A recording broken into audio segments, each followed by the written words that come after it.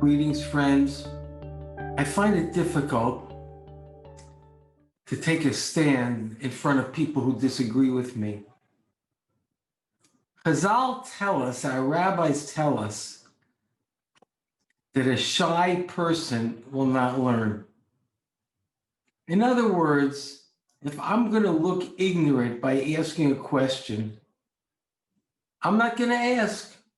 The Yetzer Hara tries to tell us we have to protect our reputation. After all, I might embarrass myself.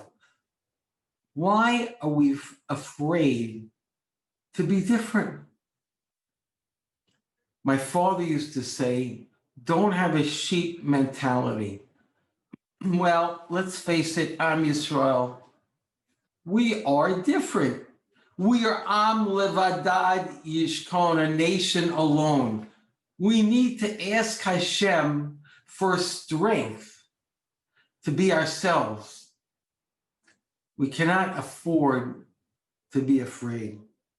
If we're afraid, then God forbid we're going to cease to exist, because we are by nature different from every other nation.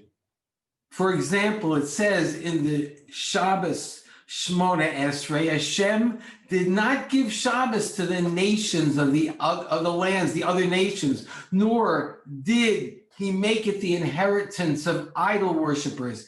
In its contentment, the uncircumcised will not abide. David HaMelech, King David, teaches us about fear of others when he says, Hashem is with me, I have no fear. How can man affect me? But acquiring this attitude takes work.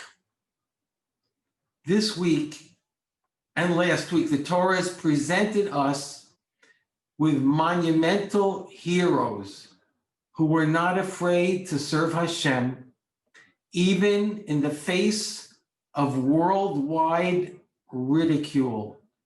I hope that we can appreciate the courage of Noach and Avraham Avinu. The world has literally survived because they summoned up the strength to follow the derech of Hashem, even when they were entirely alone in the entire world. Noach was physically threatened. According to the Midrash, Hashem sent lions to protect him as he was building the ark because the rest of the world wanted to kill him. And Avraham Avinu's own father tried to kill him. He was called Avraham HaIvri, meaning that he was on one side and the rest of the world was on the other side. Contemporary politicians, Lahavdil, you consult the polls to see which position is popular. But Noach and Avraham Avinu consulted only the Ribono Shel Olam, the ruler of the universe.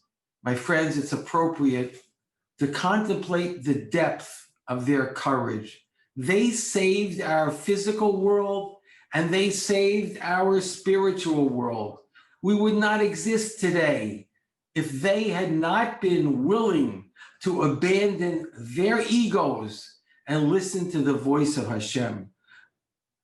Today's world resembles the world in which these great men lived. Today there's a worldwide war against Mashiach, which means a war against God and his Torah. And who represents God and his Torah in this world? We do. The children of Israel, which means that there's a worldwide war against us. It says, Yaakov was left alone, and a man wrestled with him until the break of dawn. The epic battle between the Jew and the rest of the world will continue until the break of dawn, the moment Mashiach arrives. Now the battle is heating up. As the dawn draws closer, the nations of the world sense the coming of the great redemption, and they're making a final supreme effort to wipe out sanctity from the world, God forbid. The picture is so clear. For people who desire to follow their physical desires, to live for their appetites, there cannot be rules. The last thing they want is to understand that there's a ruler who says, do not kill, do not steal, live with sanctity, understand that your soul is eternal. We, the Jewish people, are the messengers who bring these words to the world, and that is why they hate us. The voice of the crowd is so loud that it reaches the heavens. That is why King David reassures us, when the wicked bloom like grass and all the doers of evil flourish, it is to destroy them until eternity. But Hashem is watching every move. He's unseen, but we are seen.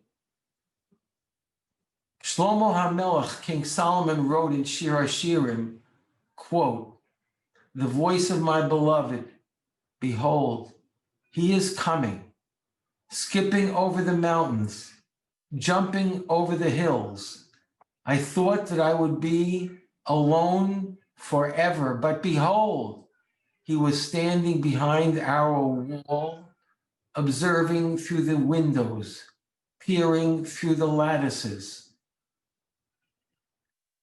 We await the man with the courage of Noach, the courage of Avraham Avinu. May we greet Mashiach, the son of David, soon in our days.